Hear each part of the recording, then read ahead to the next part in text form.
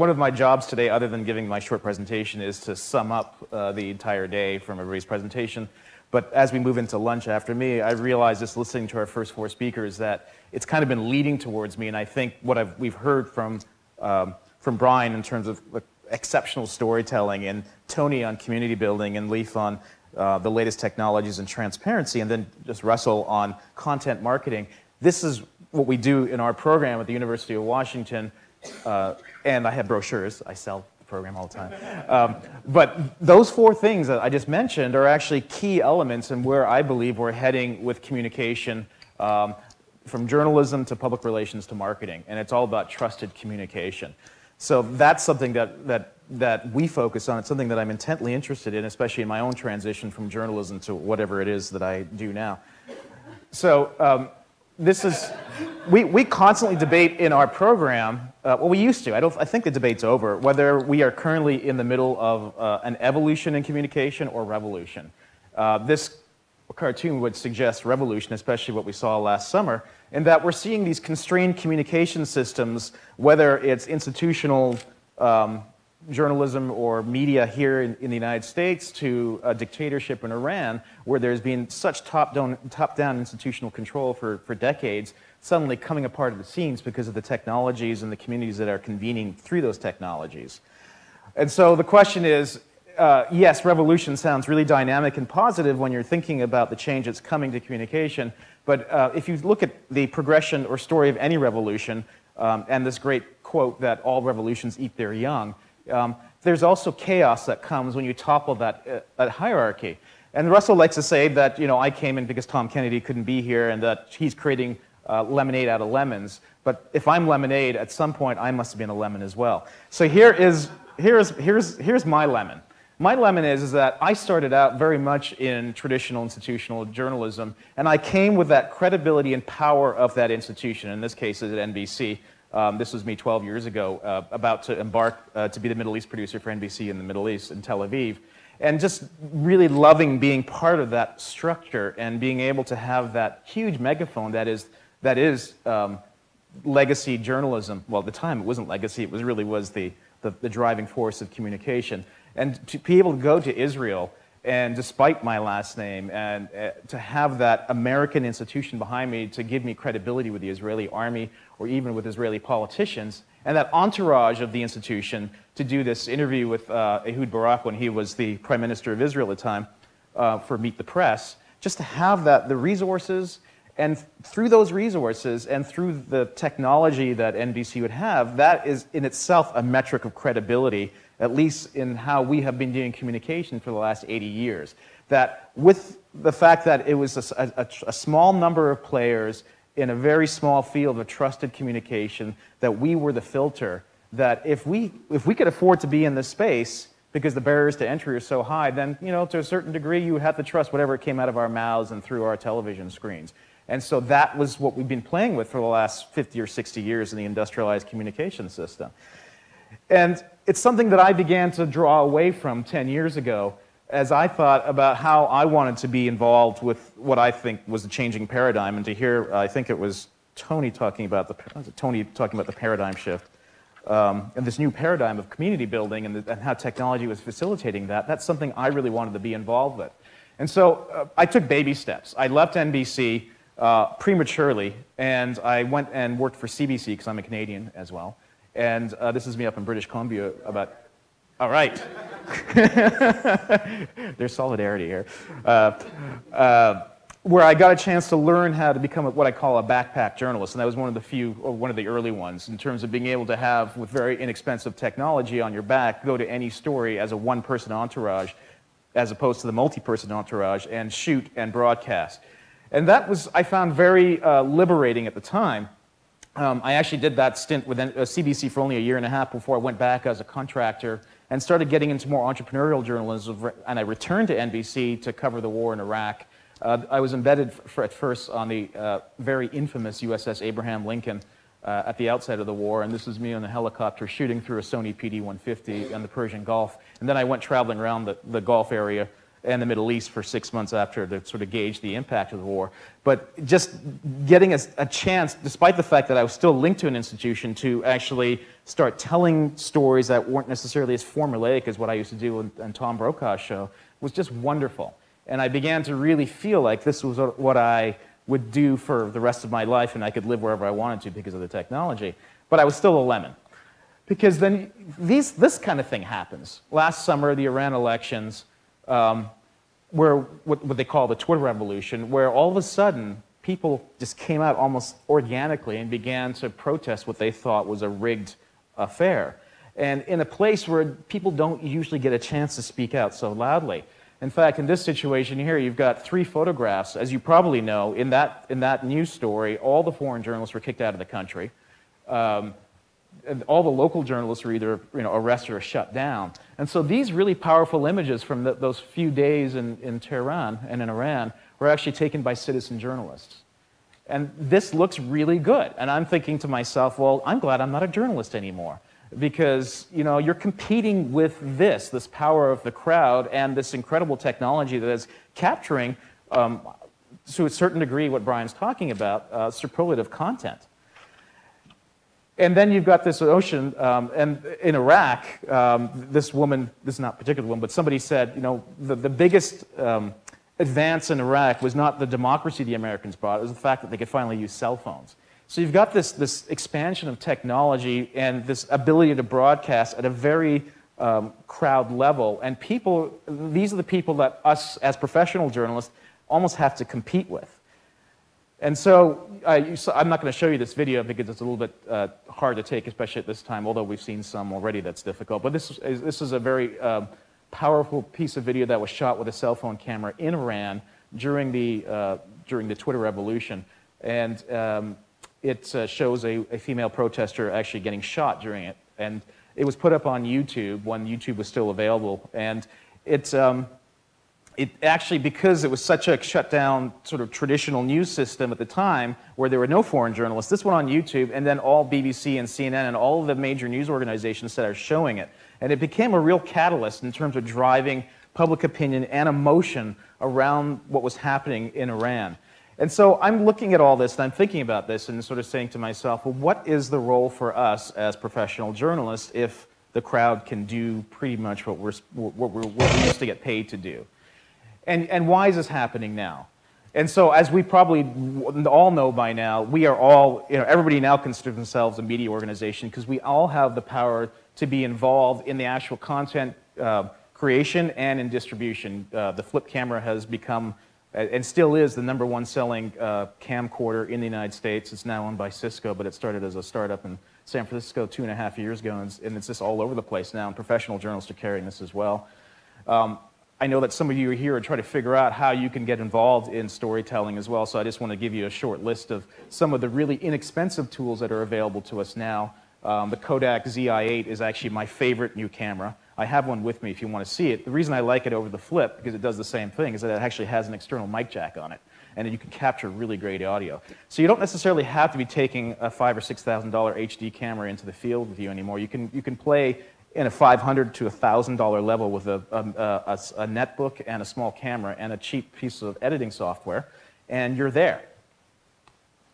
And so we got all of a sudden, all of us becoming potentially content producers. And this is a really interesting quote from a chief scientist at Amazon about how much data we're all generating and how much content we're creating because we have this incredible capacity suddenly. If information was so scarce and we had gatekeepers to manage that information for us 10 years ago, now information is more abundant than ever. And so we're going from what Clay Shirky would call a filter then publish world, where we as journalists used to be the filter and then we would publish, to the publish then filter world. And so people become the filter. But as I mentioned at the outset, this revolution is becoming very chaotic, and it's kind of what happened in France after the euphoria of cutting off the king's head and thinking that we're entering a new paradigm, thinking, well, we can't really handle the reign of terror that Robespierre brought here. How do we manage this chaos again? And in France, unfortunately, the solution was to bring back another dictator through Napoleon. And so the question is, how can we as journalists find a role for ourselves and a business model to be able to play in this sandbox still, and still find a way to feel like we're trusted and making a living from it. So what we're doing in our program is that we think that we have to do something really elemental, and that is to engage in this transaction of sharing communication and becoming trusted.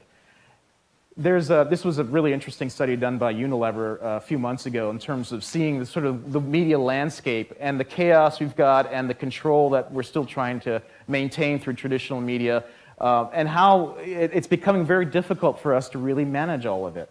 And one solution that's been mentioned already is the potential of a really funky consumption device that brings us back to the table and controls how we consume media again, such as the iPad. I'm not a huge fan of it. But I get what this does, and I get why there's a need for this now, because we're still trying to filter and control how we take in our information. I advocate doing something far more organic, and that's really very much a really simple thing, and it's something we've been talking about so far this morning, which is storytelling. Is that how do you have to convince people now to come to what you've got to say. It's no longer just because you've got the satellites in the air or the printing presses that they're going to automatically want to look at what you're creating and want to believe it. And so you actually have to create this relationship with the people you're trying to reach. And it's through a very simple thing, which is to create a story. And I don't believe that traditional journalism, even though we call them stories, especially in newspapers, when you look at this, outside of magazine and narrative publishing, those were kind of structured knowledge and information. I never got a sense that I was actually watching a story. I still can't stand watching television news. I don't watch the evening newscast because of the way that sort of the formulaic approach they have to doing those stories. And so what we do in our program is that we actually talk about fundamentally how storytelling structure is so important yet again, and that somebody like Aristotle, who said something as simple as that stories have to have a beginning, middle, and end. And there's a reason why stories have to have a beginning, middle, and end, because when you get to that middle part, as you remember from grade school, when you create that tension is what gets people to pay attention to what you're saying, and it actually starts ratcheting up the emotion. Russell was talking about entertainment, the importance of entertaining you through some kind of communication. Entertainment is actually you're entertained partly because there's an emotional connection to the content.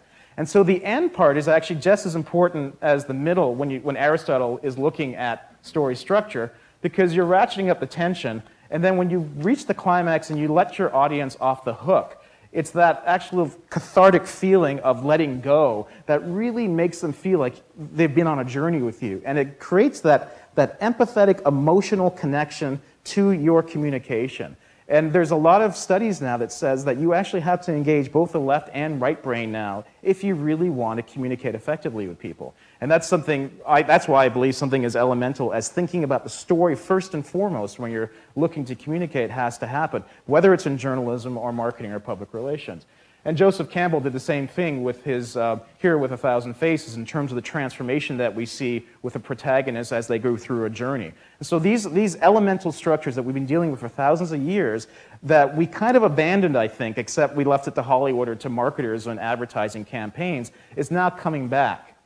And so it's something that I decided that I wanted to try to experiment with. I left CBC, I left NBC, and I said to myself, how is it that I can start understanding and building my own credibility as an individual without resources, without the power of NBC behind my name anymore, to communicate credibly to an audience and to actually get to persuade them of what I'm trying to say and even try to make a bit of money out of it. So what I came up with a few years ago with my wife and my dog, the dog was the guy who came up with all the ideas, and this is in Arkansas, was this documentary called Independent America. And I'm going to show you a couple minutes, just the trailer of it, just to explain to you a little bit about the formula that went into what I think where storytelling is taking us and how we can communicate trustworthy information in the 21st century. So here's the trailer.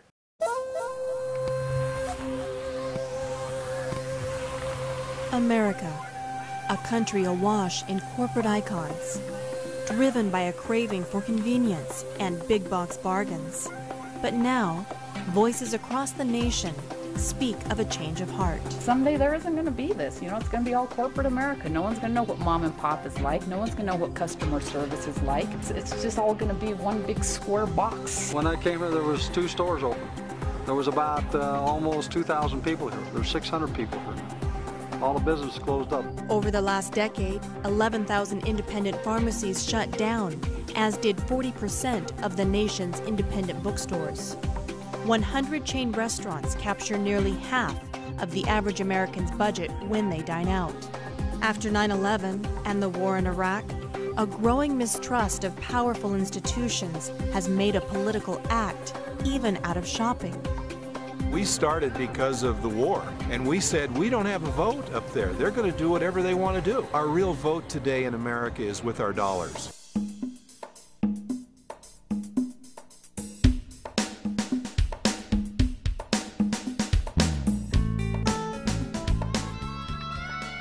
We're two former journalists. Hanson is an award-winning international reporter accustomed to covering wars and disasters. I was a television news anchor. We've been married for 4 years, and now we're setting out on a road trip across the United States to identify communities where mom and pop are taking on big box America, and to find out why. We will abide by 2 rules. 1, we can only do business with independent mom and pop retailers. No McDonald's, no Best Westerns, no Walmarts. 2, we must steer clear of all interstate superhighways. Instead, we can only travel on secondary roads. People are beginning to see the hidden price. There's the price on the tag, and then there's a much bigger sticker. This isn't a left or right issue. This is a community issue. When you're not beholden to a large corporation or centralized power like a government, then you're really free to live the kind of life that you want. An American life unchained by corporate retail.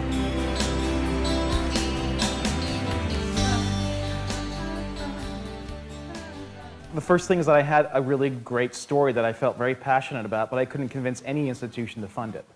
And so what comes second in this formula, in addition to creating a great story and having the structure that's going to be compelling to people, is actually to engage a community. Sorry, I didn't mean to show that slide. Forget that slide for a second. To find a way to get people engaged in your story from the time that you come up with the story.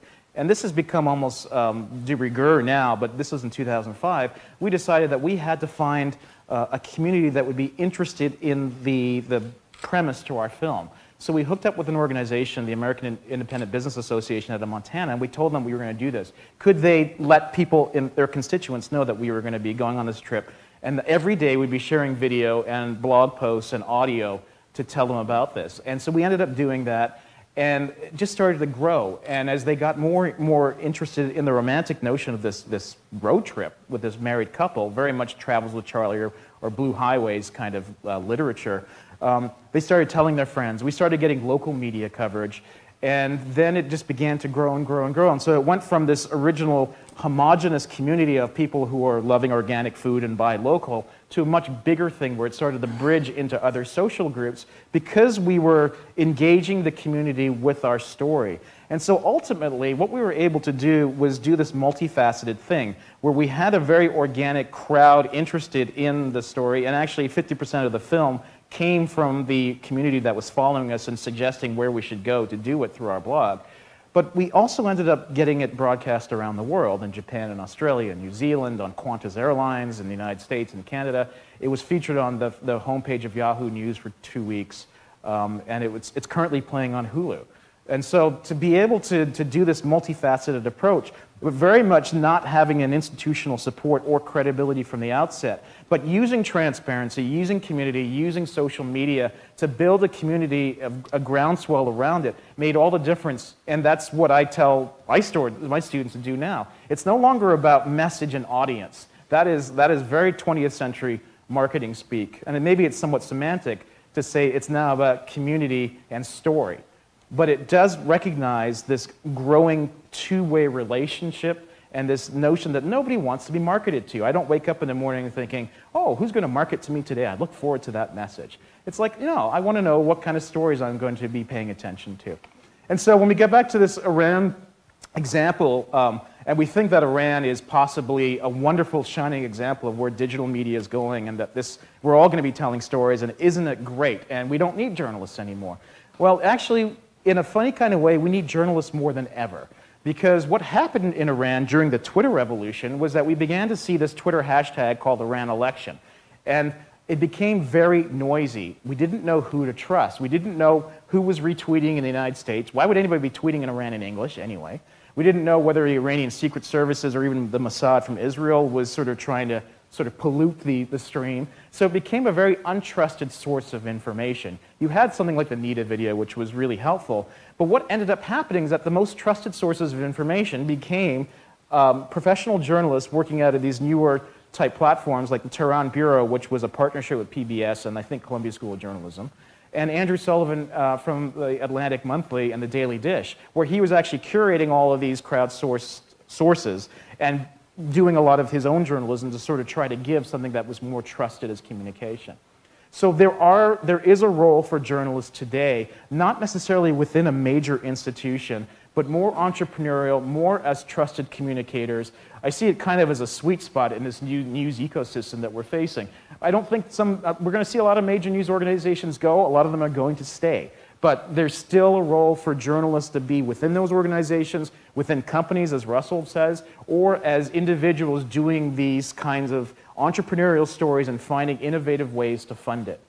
So the importance really is to start with the story and to find that authenticity and emotion. And to understand that we are actually now, my last thought, in this bifurcated world of media where you have incredibly high quality content like Avatar, where you're getting 3D and you're getting millions of dollars to go into it and getting $1 billion back. But people also are looking for authentic, shaky camera stories as well. And they're willing to tolerate both. And in a way, they're willing to pay for both. So it's okay to go super professional, and it's also okay to go super amateur, but it really begins with the story and the platforms that you use to reach those communities.